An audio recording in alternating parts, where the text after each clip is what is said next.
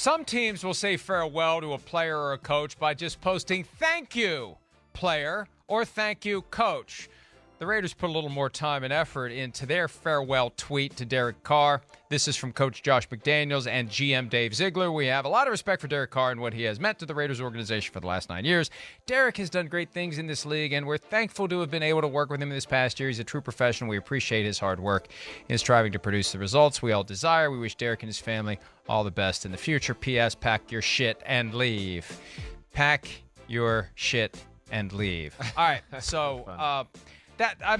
because that's the bottom line. Hey, you say all the right things, but the reality is after one season, after 15 games together, they decided that this was not something that was going to continue, and they weren't able to trade him. It wasn't going to work out. It was never going to work out. It was never going to happen. An agent called me yesterday and said, do you think there's a chance they just pick up that $40.4 million, that they keep him around and then trade him later, or if all else fails, cut him because all he has to do is make $32 million this year and you're off the hook, $7.5 million next year and you're off the hook for the rest of it?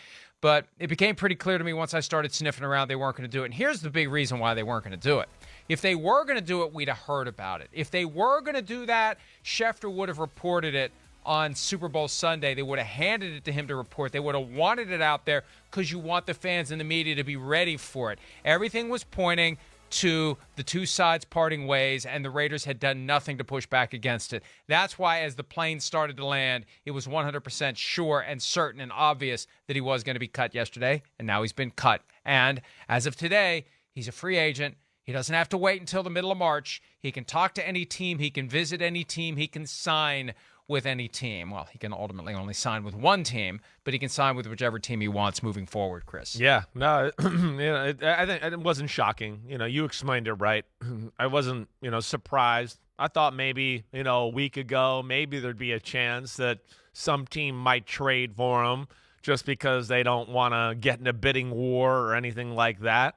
But, I think, you explained all the situation and the details the correct way there.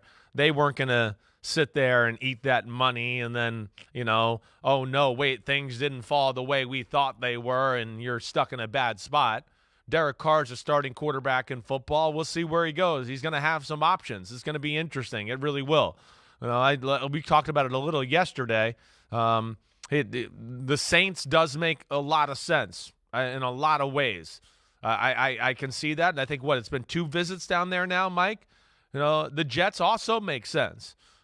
Two teams that I think are what I would put in the box of just they're ready.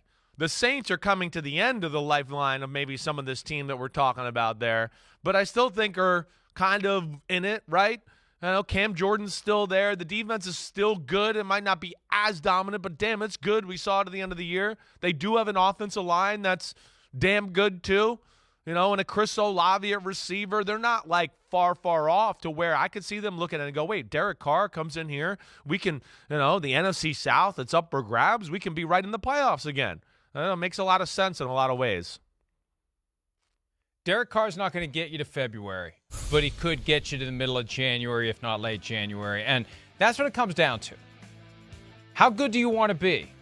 Derek Carr falls into the Kirk Cousins just good enough bucket. Well, some teams out there don't have the luxury of being just good enough. They're just bad enough. They need an upgrade. That doesn't mean you're going to get a franchise quarterback that's going to lead you to a Super Bowl or go toe-to-toe with Patrick Mahomes in the Super Bowl or Jalen Hurts or Dak Prescott in the playoffs, but he's at least going to get you in position where you get one of those games. Everybody wants to win a Super Bowl. There's only a handful of teams in the Super Bowl conversation. The next level down is where some of the competition is. And I say this all the time because it's true all the time. The key isn't winning the Super Bowl every year. Every owner says it. Every coach says it. Every GM says it because they have to, because you got to sell tickets. You got to get people interested. Nobody wants to follow a team whose power structure isn't out there saying we're trying to win the Super Bowl. The reality is you just want to be relevant into December. If you're relevant into December, what happens? When all those kids out there are putting their holiday gift wish list together, jerseys and hats and season tickets, and take me to a game. All I want for Christmas is to go to a game. If your team stinks, you don't want to go to a game in December, especially if you play outdoors in a cold climate. This is about making a team that currently is kind of lost in the Saints into a team that is kind of found. Yeah, I hear you. They don't have to be a Super Bowl team. They just have to be in the playoffs. That's why Derek Carr is going to find a market, Chris. That's why Kirk Cousins would find a market if he were cut today, and he's not going to be, because the Vikings don't know who else they would go with if they don't have Kirk Cousins. You've got the best of the best, and then you've got the next level. That's where Derek Carr is. And there are teams out there that will look at that and say, that suits our objective of filling our stadium and selling all of our stuff so we can make as much money as possible. Because we know we're not going to the Super Bowl anyway, we may as well try to get in the conversation of the teams that have an outside shot to make it. Well, yeah, I hear what you're saying. I mean, he's not one of those guys that you just can take over a game. You know, I'm not going to go as far as to say he can't win a Super Bowl. I mean, I saw Nick Foles win a Super Bowl, so I'm never going to say that. You know, I think we both sit here, too, and team matters to your conversation here, and I've heard this come out of your mouth before. If Kirk Cousins was with the 49ers, we agree that they've won maybe one or two Super Bowls already. So, again, team But not because of him. No, not I know. Because of I him. know. I know. Well, that's why, you know, again, we're stuck in this world of superstar quarterbacks right now, and you know, not everybody's going to win just because of that guy all the time. Right? But, yes, it's a huge thing. And, of course, as we just saw this last weekend, one team had an all-time roster and, you know, everything going the right way, and they played the best player on the field, even the scales, and that other team kind of folded in the big moments there. So, you know, that's what the great quarterback can do. But I hear you, Mike. I think you're not wrong with that statement. We all can question Derek Carr. Again, Derek Carr, he's 63 and 79 as a starting quarterback. You know, and I sometimes think people talk about him like, yeah, he's been in the playoffs year after year after year after year. He's done some really good things. I have respect for his game. You know, he didn't play good this year. That's for sure. And I think that's why the Raiders said, see you later, right? But, you know, as far as what you're talking in that situation there with the Saints and that O-line, and they can run the ball and do things, yeah, they could be relevant in that playoff conversation. And, you know, who knows, maybe make a splash signing and do something even more exciting than that. Let me ask you this question. Yeah. Ooh. Because I hadn't really thought of this. Right. No. You mentioned Kirk Cousins in San Francisco and what they may have done with him. Should the 49ers be thinking about Derek Carr? Would that be the answer to the question of Trey Lance versus Brock Purdy? Option C, Derek Carr? Yeah, it's, you know, I don't think so. I feel like Shanahan, he's got a guy that he knows he can make it work in Brock Purdy, and a guy in Trey Lance that they, you know, traded the farm for, who's got potential but hasn't been there. I think the Derek Carr thing would be a little too much, you know, spotlight, confusion, issues, whatever. I would think if they go veteran quarterback, I think it'll be lower level guy, not Derek Carr. Oh, he's here. He's definitely going to start and be the guy. I don't envision that one. I know there's going to be a place for him. Yep. And at the end of the day, the $40.4 million guaranteed that the Raiders did not want to embrace, it wasn't for 1 year. It was 32.5 or almost 33 this year, 7.5 next year. So he doesn't have to do much to get beyond what he was going to make over the next 2 years, guaranteed. And again, if someone was even considering the possibility of trading for that contract, they will give him a better deal on the open market, especially if his agent can find a way to bring multiple teams to the table, work one against the other, and just see who's willing to put the best offer out there. But I think he could do, you know, again, he can do well enough. He's not going to be a franchise quarterback at the high end of the spectrum, but in the right spot, he can win games, he can generate yardage, he can throw touchdown passes, and he can be good enough. And like you said, Nick Foles did win a Super Bowl, but that's kind of a I know. It wasn't the best example. As time passes, that's going to seem weirder and weirder. Right.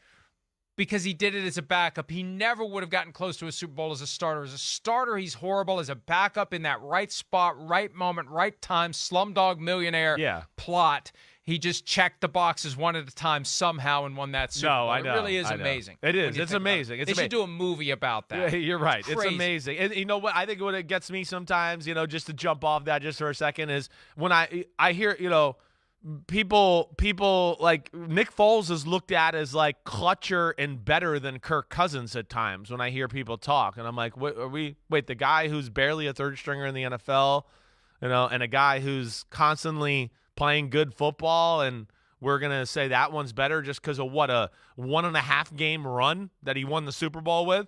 I mean, again, like you explained it right. It was a horrible Week 17 game. It was a really average, barely win the divisional playoff game. Everybody was picking win in Minnesota in the NFC Championship game because they were like, man, Nick Foles looks like crap. I don't think he can do it. And then they kind of exploded. But, yeah, that's a discussion for another day. So, Derek Carr, Saints, Jets are the two that stand out. Me too. The Panthers are the betting favorite. That's what surprised me. We put up the points bet odds yesterday. The Panthers are plus 140. The Saints are plus 150. I don't know what's going on in Carolina, but apparently somebody knows something to think maybe there's a connection there. Frank Reich, Derek Carr, Jim Caldwell now going to be a senior assistant. They're putting together a pretty solid staff in Carolina. Apparently we should keep an eye on Derek Carr.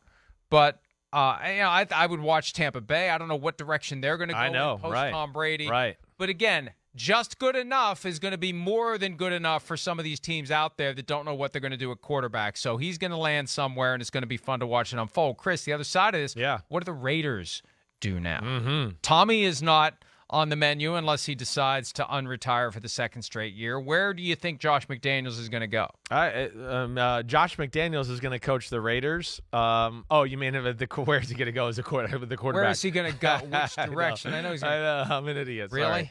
Yeah, really. Did you smoke this morning? I thought you said you don't wake and bake. I don't. I never do. No, I think, with Josh McDaniels, I expect a draft pick here. I mean, they have options. Again, there's Jimmy Garoppolo and Baker Mayfield and groups like that, guys like that out there. But I like I've been saying really towards the end of the year, Mike, when we've talked about the Raiders and Dave Ziegler and McDaniels and the New England way, I get the feel they're in this for the long play. So I expect them to be in the drafting the quarterback conversation here. That's where I would see this. But, they're going to also have to map it out and, have a feel for how they think the draft could kind of unfold. And will they be sitting in a spot where they get a guy that Josh McDaniels looks at and goes, wait, no, he's right for my offense and what I want to do. Right. And that's where they're going to have to figure out the draft, free agency, and kind of juggle that around. But I want to say draft more than anything, Mike. Yeah, I'm fascinated by Garoppolo, by Baker Mayfield, who Josh McDaniels secretly worked out not long before the 2018 draft. Mayfield didn't want to do it because he thought, I'm not going to be around. It's a waste of time. But there was a connection that was established there, and Josh McDaniels got to stand on the sideline and watch Baker Mayfield, after being with the Rams for 2 days, erase a 16-3 deficit in the fourth quarter and beat the Raiders. That had to leave a mark on the soul and the brain of Josh McDaniels. That fascinates me, as does the possibility of trading for Michael McCorkle-Jones.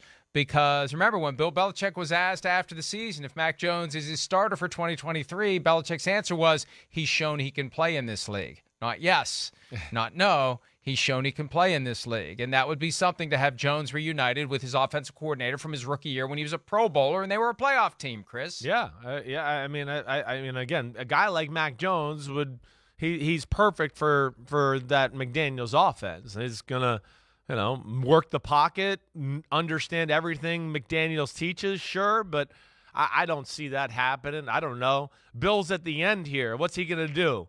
Ride with Bailey Zappi and try to figure out the quarterback thing here for the last 2-3 years of his career? They got their guy. They got to make it work around him. And we saw, went to the playoffs, almost went to the playoffs with this disastrous offense we saw this year. So I wouldn't give up on Mac Jones if I was in New England. Yeah, one other guy to keep an eye on is Jacoby Brissett. He's got ties to McDaniels. Although I remember when Brissett left New England, there was kind of like this aftermath of they really weren't all that upset for him to go. Like he really didn't fit. I don't know. But I just remember thinking they weren't overly enamored with Jacoby Brissett the way that the outside thought they were. But he's played well. Yeah. Played well in Indianapolis, thrust into a bad spot. Played well in Cleveland, thrust into a bad spot, and has experience with McDaniels. This is one of those where the dot connecting makes sense because McDaniels is going to lean towards someone who knows the way he does things, knows how he runs his offense, Well, yes. knows how he coaches guys, and has been there, done that, and is willing to sign up for it again. Right. Some of these guys may not be willing to sign up for it again. Jacoby Brissett may not want to be part of that. Maybe Jacoby Brissett was like, middle of the Patriot way with all this, like, this isn't for me. Maybe that's why they fell out of favor, or at least he fell out of favor with them. Maybe they fell out of favor with him. Maybe he just doesn't want to do that again. But other guys like that, maybe Jimmy G doesn't want to be part of that. Maybe you have to be wired a certain way to deal with McDaniels in the Patriot way, and that's why Derek Carr's not there. Whoever they bring in, I think, is going to be somebody that has experience with it, is familiar with it, and can then help teach it to. This is a prime example. Yeah. The difference between Shane Steichen and Josh McDaniels, someone there who can teach it to the young guy. Like Brian Hoyer has always been the guy in New England who teaches it to the young guy. You need someone like that with the Raiders. They got Jared Stidham, and I know he's a free agent, but that's he's a free agent. Yeah, I would expect. That would be me if you made me take a guess right now, sitting here middle of February. I'd go. They re-sign Jared Stidham. He gets good backup quarterback type of money. He knows, hey, they're going to draft a quarterback. You might play, and that guy sits for a little while, or you're just going to be our really dependable backup, but you know the system, the culture, Josh McDaniels, all that. That would be my bet right there, Mike. And whoever out of Bryce Young, C.J. Stroud, Will Levis, whoever's, available still. And what are they, Mike? Are they pick 7? Have I got that right? Somewhere in there, right? Yeah, pick 7. Whoever's available out of those 3, they take them, and they start to build around that guy. Hi, it's Mike Florio. Thanks for watching PFT on YouTube. Hit subscribe for the latest news and analysis from Pro Football Talk.